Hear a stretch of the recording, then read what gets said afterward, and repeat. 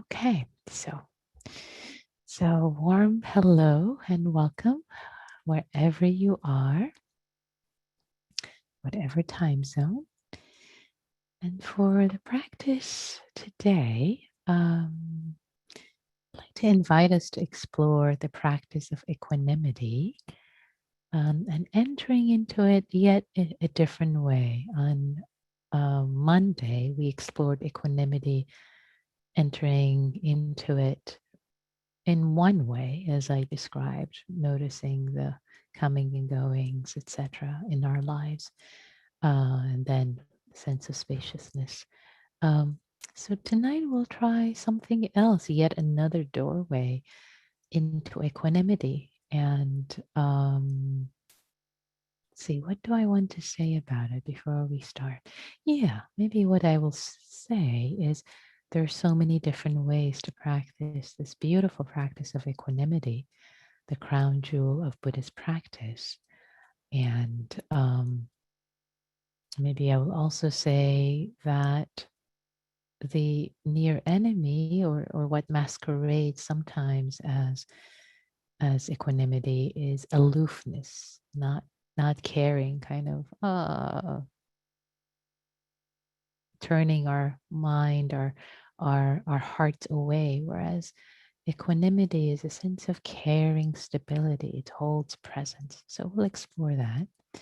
Another aspect we'll explore is there are so many different perceptions, so many different perspectives that we can play with, so many wholesome perspectives that we can invite and play with. So we will play with one perception, a perspective on our life from a compassionate being, from someone who cares, and take on their perspective of both care and equanimity for us. So that's kind of the territory where we're going. And let's just practice together and see what happens. So I'd like to invite us all to get into our meditation posture.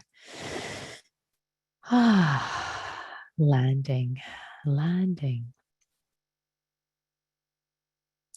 landing in the body. If you need to shift to lie down, that's okay, or sit up straighter. See what this body needs right now in this moment.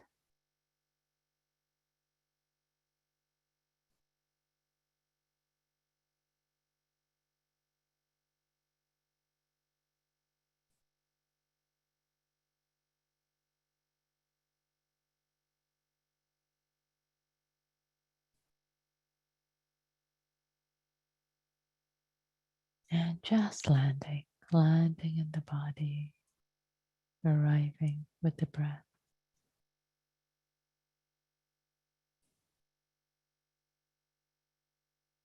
Spending some time to settle in a relaxed, soft,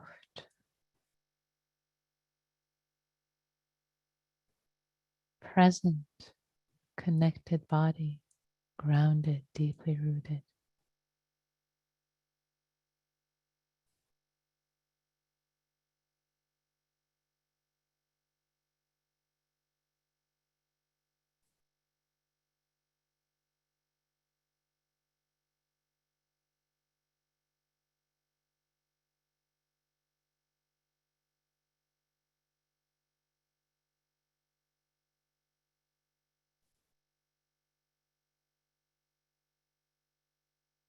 We'll take a few minutes to just settle and arrive with the breath, receiving the breath in the abdomen. In breath and out breath.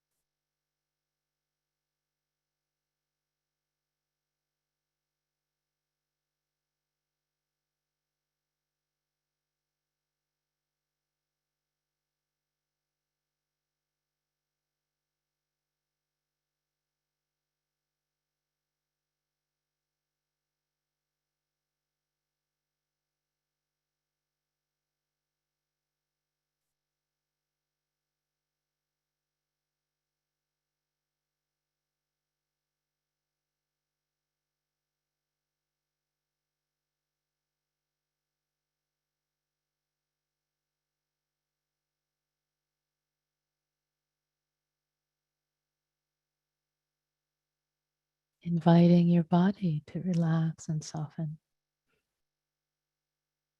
with the breath.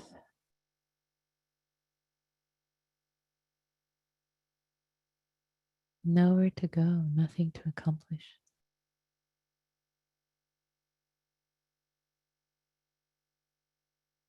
Then to just simply inhabit this moment here, however it's showing up.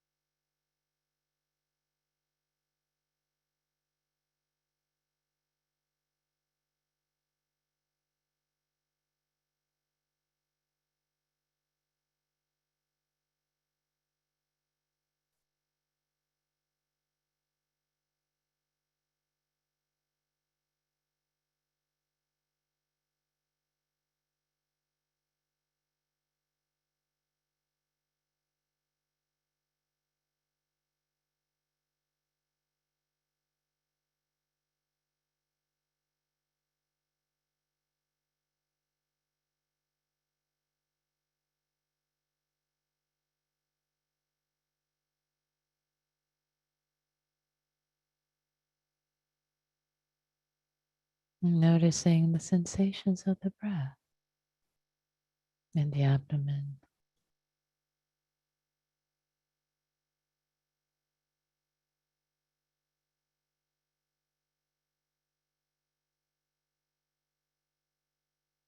Noticing any sensations anywhere in the body that calls to you. Letting the sensations be felt, be sensed, whether pleasant or unpleasant. The comings and goings of the sea of sensations.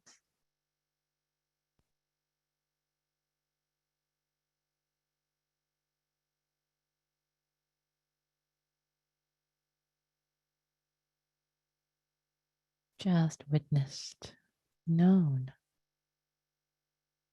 not trying to fix, push away. Simply known.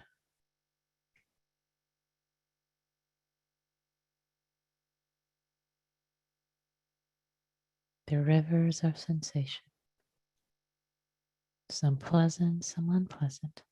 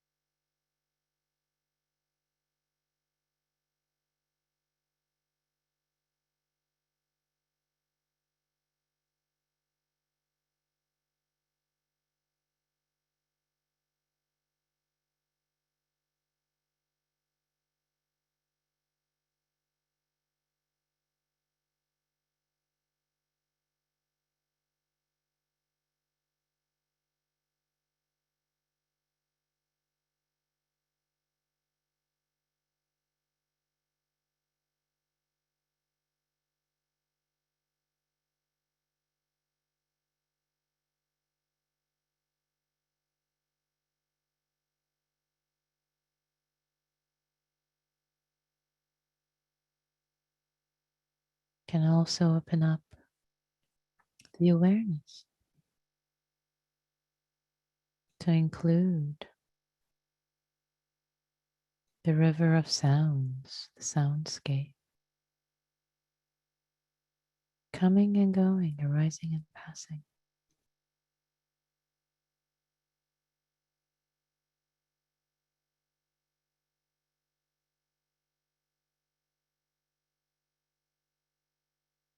Not falling into, not wanting more, not pushing away, just knowing arising and passing of all the sounds, the river of sounds. There can be peace, ease, the heart can be relaxed, the comings and goings of sensations and sounds.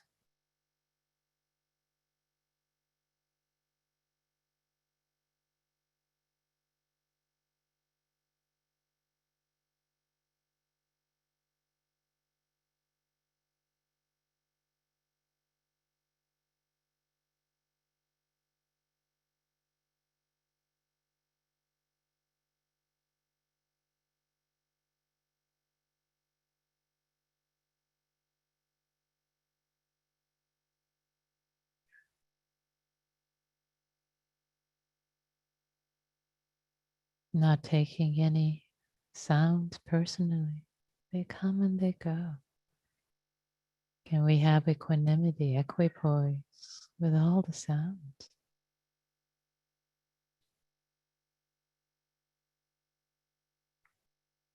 And the same with the sensations coming and going.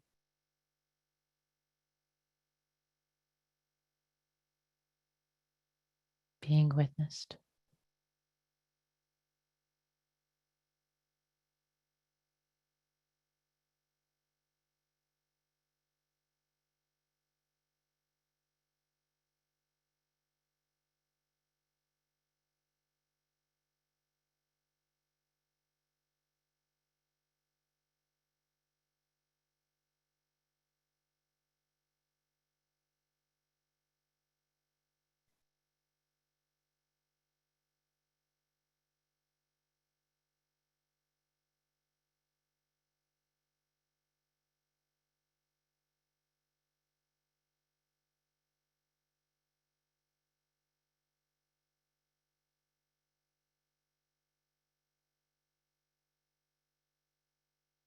Spacious, open, allowing the comings and goings, not turning away, not personalizing.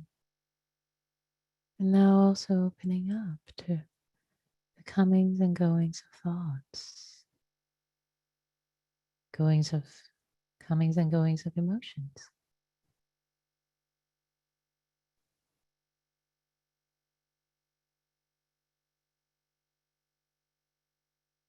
Perhaps labeling not my emotions, but emotions.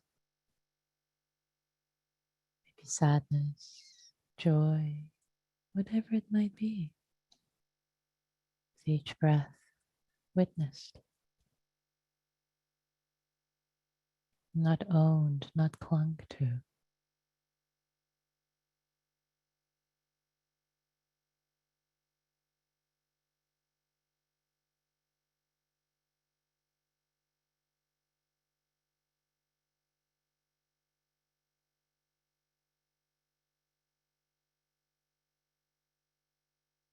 Similar with thoughts, like clouds in the sky, not getting entangled in the content.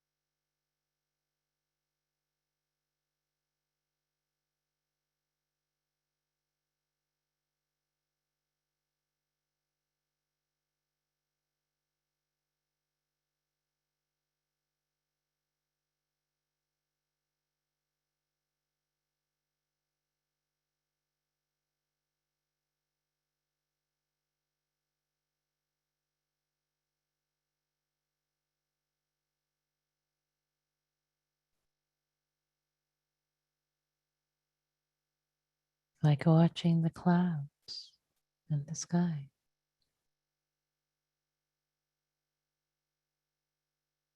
It's easy to have equanimity with clouds in the sky that come and go. Not me, not mine. Born out of causes and conditions.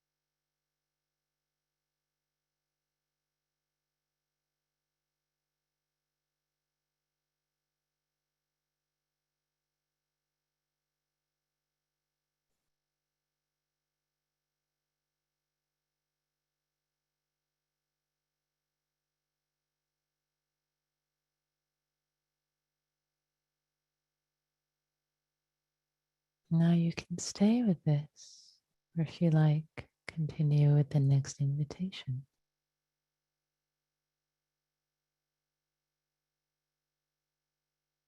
To imagine a kind, compassionate presence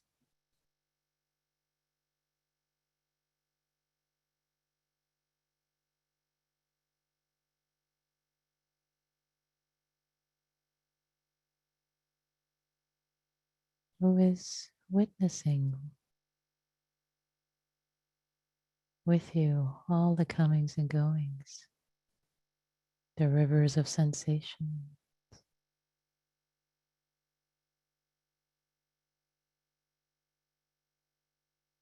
pleasant and unpleasant, the sounds, the emotions, the thoughts like clouds in the sky. This kind, compassionate presence. Who cares?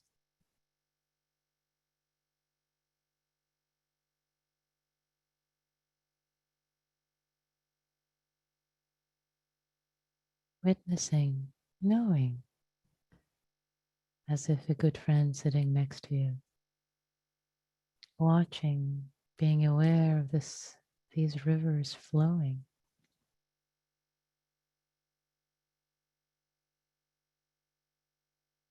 And they care about you. And they have a lot of wisdom. They're both wise and compassionate.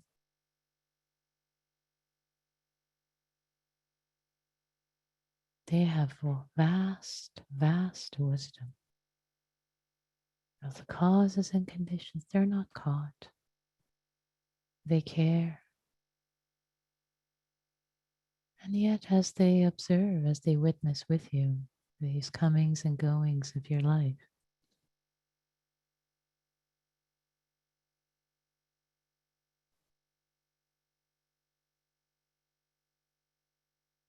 they have a sense of caring stability in their perspective.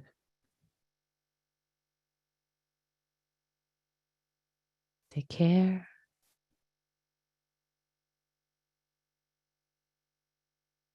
and they are not toppled over.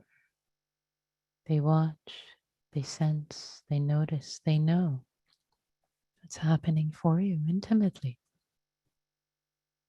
and with a lot of equanimity.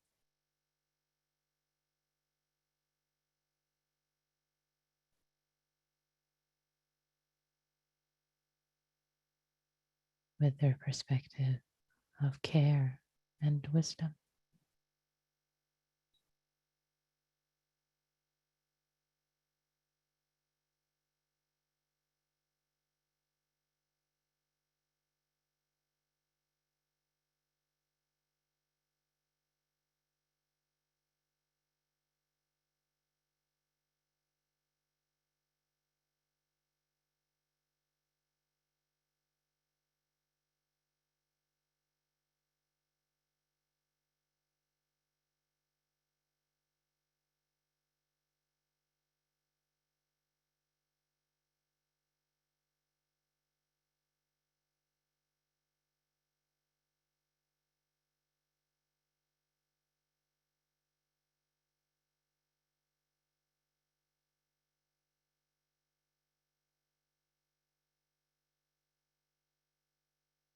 And is it possible to witness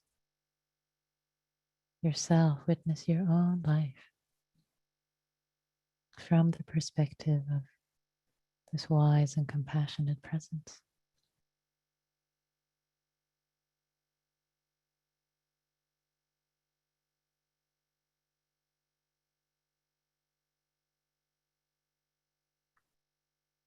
You're welcome to imagine it as a friend sitting next to you, or maybe non localized, just a knowing that's wise and compassionate. See what works best for you.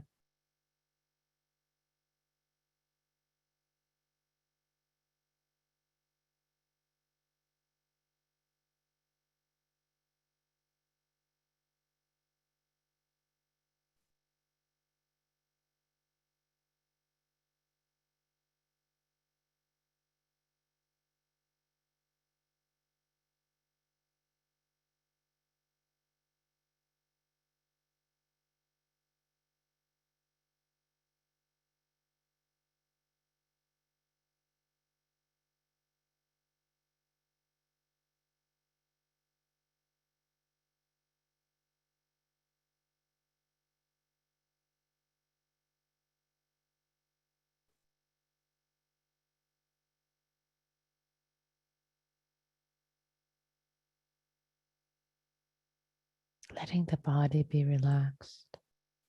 Make sure you're not trying too hard. If you notice the body has become tight or the breath has become tight, just relax. Just soften. And let the breath and body be known. Keep it simple.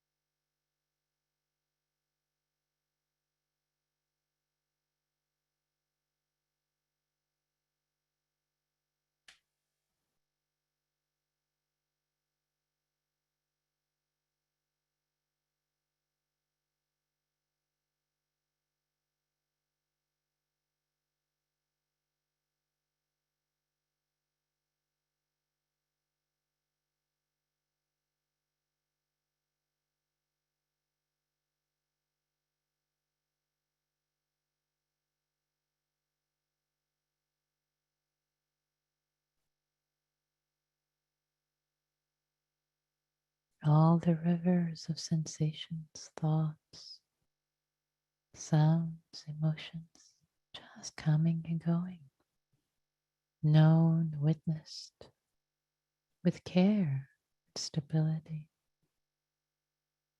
without pushing away or falling into, with the vast wisdom, spaciousness, with equipoise,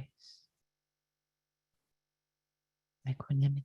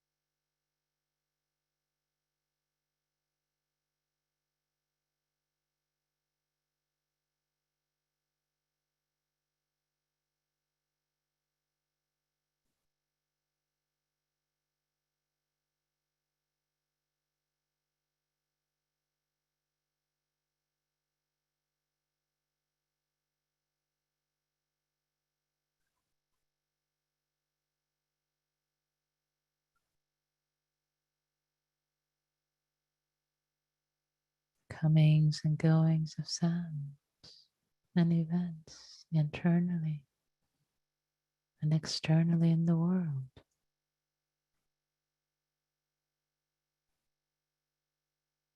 Some pleasant, some unpleasant, all witnessed, all witnessed spaciously with equanimity, equipoise.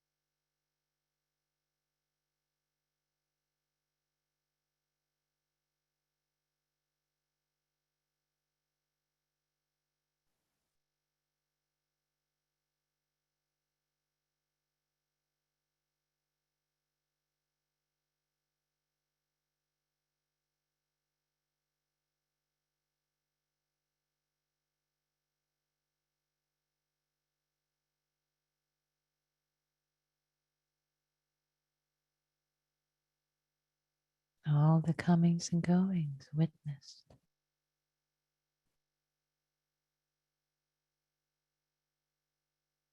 From the perspective, expansive perspective of deep wisdom and compassion far beyond what we give ourselves credit for,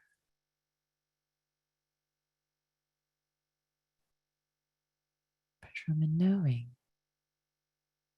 a presence that compassionate and wise.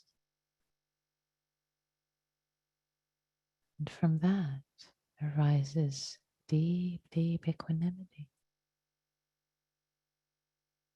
to hold all that arises and passes.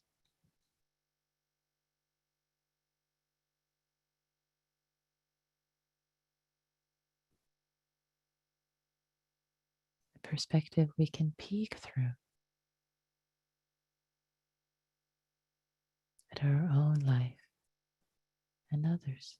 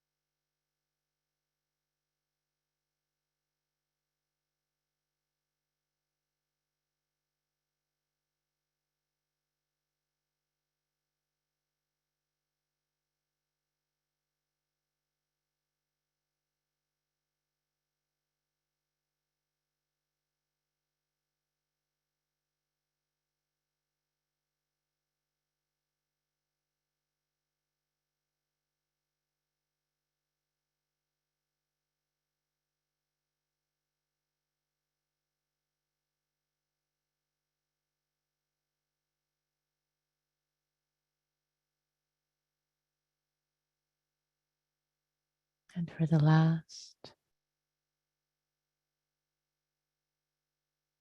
minutes of this practice together,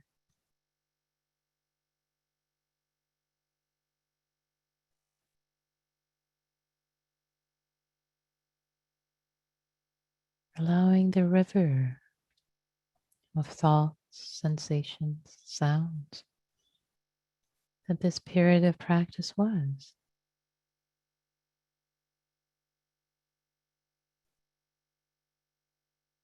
Letting it be held, witnessed from this expansive perspective of equanimity.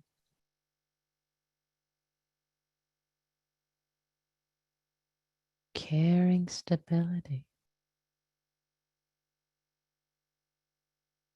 not judging, not pushing away, not berating.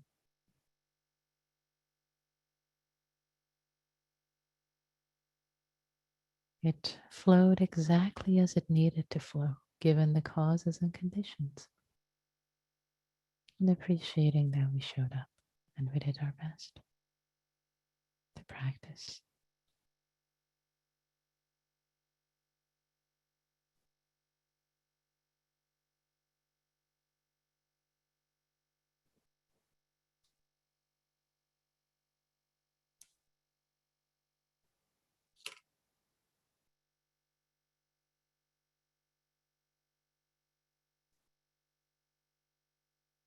Appreciating if our perspective managed to connect, even for a split second, with a perspective of equanimity, vast equanimity, stable caring, witnessing the comings and goings with care and wisdom.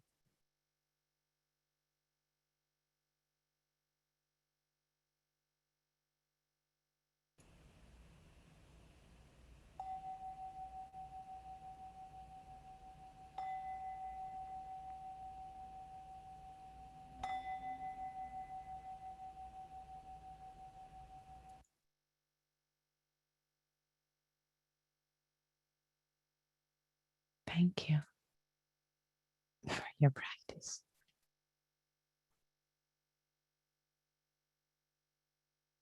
So we have some time for reflections, questions. You're invited to share your wisdom with the community, as it can be very supportive. And you can raise your Zoom hand if you wish, or type it in chat. And if you type in chat just to me, I won't say your name.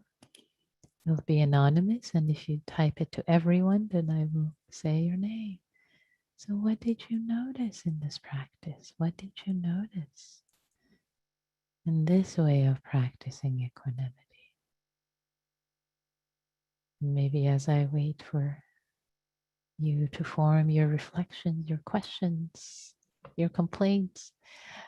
I will say that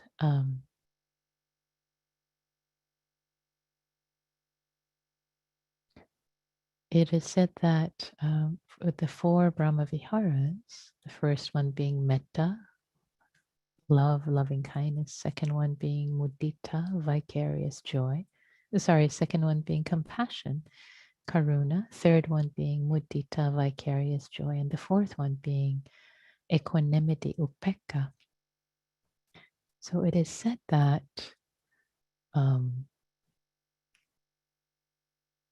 compassion is the love child of suffering plus metta. When love meets suffering, it expresses itself as compassion. And I just thought that actually equanimity, the fourth Brahma Vihara, is the love child of metta, love child of love, with wisdom, wisdom that sees all causes and conditions. So when you have love, caring, metta, meets wisdom, the two of them, they express themselves as equanimity. So it's stable, it's caring, it's holding witness, it's not turning away, and yet has vast, vast wisdom as a part of it. So reflections. What did you notice? How was this for you? I'd love to take a couple of reflections from you.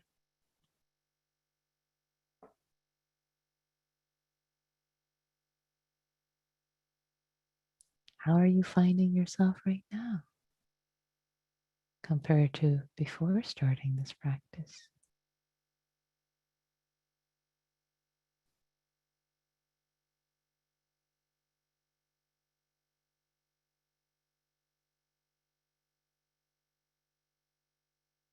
Clark, please. I really enjoyed the practice. I was just going to say, not a super deep reflection. I just finished the Book of Joy, which I'd heard about when you did the series based on it. And so my compassionate being was the Dalai Lama. And so the meditation was kind of like, what would the Dalai Lama do? Like, how would he hold whatever's coming up? Which was fun because sometimes it was like laughter and just being silly. Sometimes it was compassion. Sometimes it was just sort of like peaceful, like you said, sort of like vast wisdom that doesn't get hung up on things. So it was fun. That's lovely. Thanks, Clark. Thanks for sharing that. I love both hearing that you're inspired to read the Book of Joy, which I think is wonderful based on the series we did together, and also that your compassionate presence with Dalai Lama and was playful because he tends to be a playful person, especially as it comes through the Book of Joy.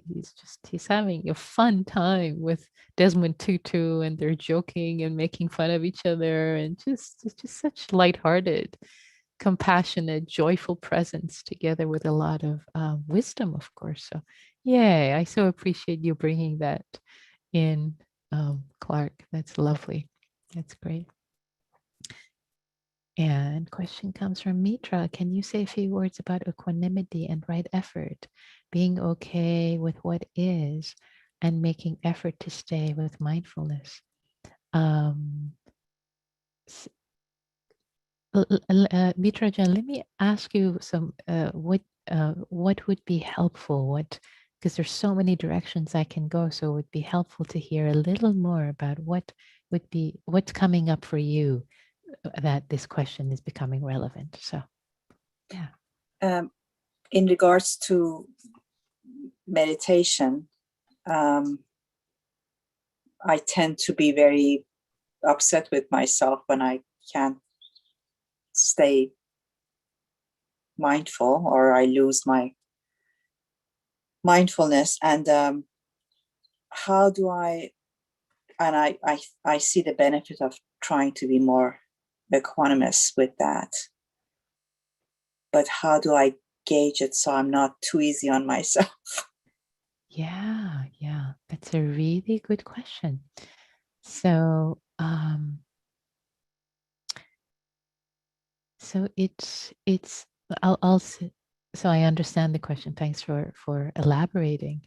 Um, so I'll say a couple of words about wise effort or wise engagement. The word effort brings a lot of, can bring tightness. So wise engagement, what is wise engagement? Then I'll relate it to equanimity. So with wise engagement, the Buddha likens it to tuning a bow, a bowed instrument. So sometimes it'll be too tight, like, oh, are you trying too hard? Oh, I missed that breath. Oh, I missed that thought. Bad, bad, bad. That's a little too tight. Ouch. And then too loose would be daydreaming for the entire 45 minutes. And then it would be the last, if it's the 45 minutes, or in this case, the 30 minutes, daydreaming for 35. Oh, I'm daydreaming. It's fine. Noticing that you're daydreaming and not doing anything about it, that's too loose, right? In the middle, you're like, oh, I'm daydreaming, but it's fine. This is so fun. I don't really want to follow that meditate. So that would be too loose. So, okay. So those are the ends. Okay. So from what you've described, it sounds like you're closer to the tight, to the uh, efforting, right? It's like, oh, bad, you missed that. Oh, instead of so it's okay. So go. So in order to find what is the appropriate level of engagement, you need to loosen. You will get too loose at some point, and then you'll get a little tight at some point, and then lose some. So you'll just do this until you you develop a discernment for what is appropriate. So don't expect to be right on all the time. But from what I'm hearing from you is that you're too tight. So loosen it. Have more ease. Like, oh, I just noticed I was daydreaming for five minutes. Ah, it's okay. I'll start again. So the sense of ease, a sense of ease of letting go. Um, and that's how actually equanimity can come in here, because then you're not fighting it, you're not trying, because it's past, it's gone anyway. There's a sense of ease, of spaciousness. Oh, maybe the mind is really busy because these are the causes and conditions. That's how the wisdom comes in. Like, these are the causes and conditions of this body right now. It's very distracted. And another thing that I've heard and I use is distracted Buddha or thinking Buddha is what you can say. And I've used that a lot. The times I've sat and my mind has been really, really all over the place. Like, oh, today the mind is busy. I'm showing up as the busy Buddha, busy mind Buddha, as the distracted Buddha. These are the causes and conditions that are showing up. And having just as much ease, that's a training too, having just as much ease. So, because, and recognize you had the intention, I had the intention, but being equanimous with what arises, because that's really what we're trying to cultivate anyway. It's a sense of peace with all causes and conditions. So if we can't have peace with the causes and conditions of our minds, right? If then we're trying to get somewhere that we're just going the opposite way. How can we get there when we're going this way? You see? So having more peace with this I love process. thinking about causes and conditions.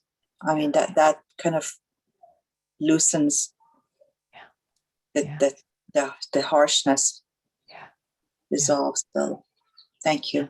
Thank you. Thank you, dear. Thanks for bringing that in. And Olivia, whoops. Okay, never mind. I'll look at that comment another time.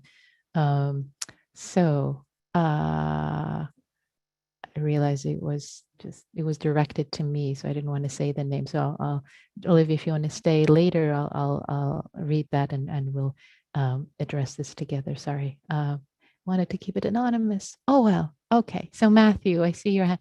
Oh, actually, tell you what, Matthew, let's if it's okay, let's do the groups and come back and I'll come back to your comment because time is flying by. So keep that thought, please. So let's turn our attention to small practice in small groups, in small breakout groups, and we'll come back and reserve some time for reflections at the end.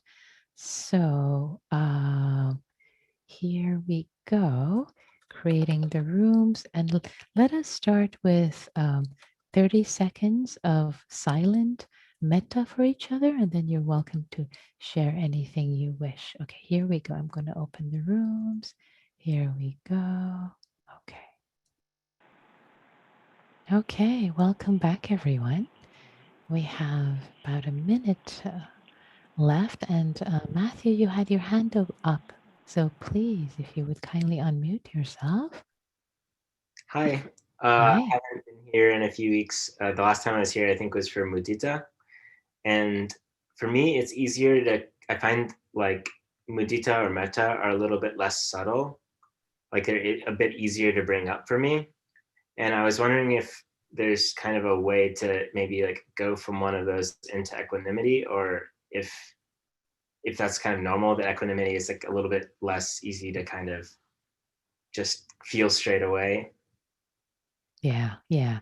Equanimity tends to be more subtle than the other ones, which is why it's number 4, because all the teachings of the Buddha, if you've noticed, they go from the grosser to more and more subtle.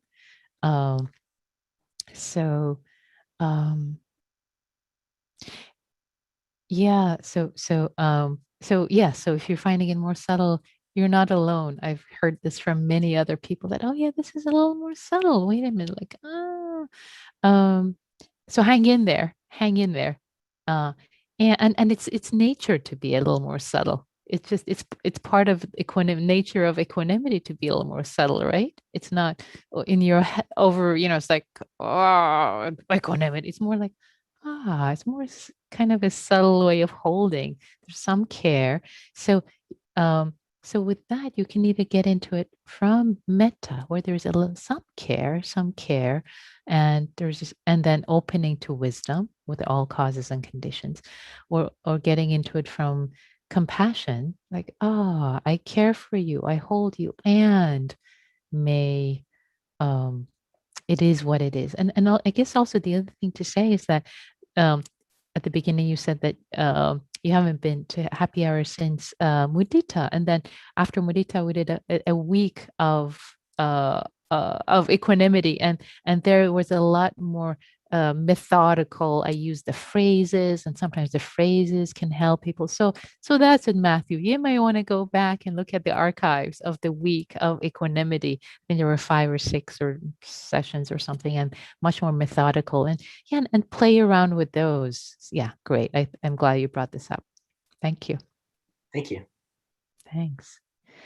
So, dear ones, the time has come for us to end with equanimity, to let go to this hour of practicing equanimity together. So, thank you all for your practice, for this cultivation that you do, not just for yourself, but for all beings everywhere.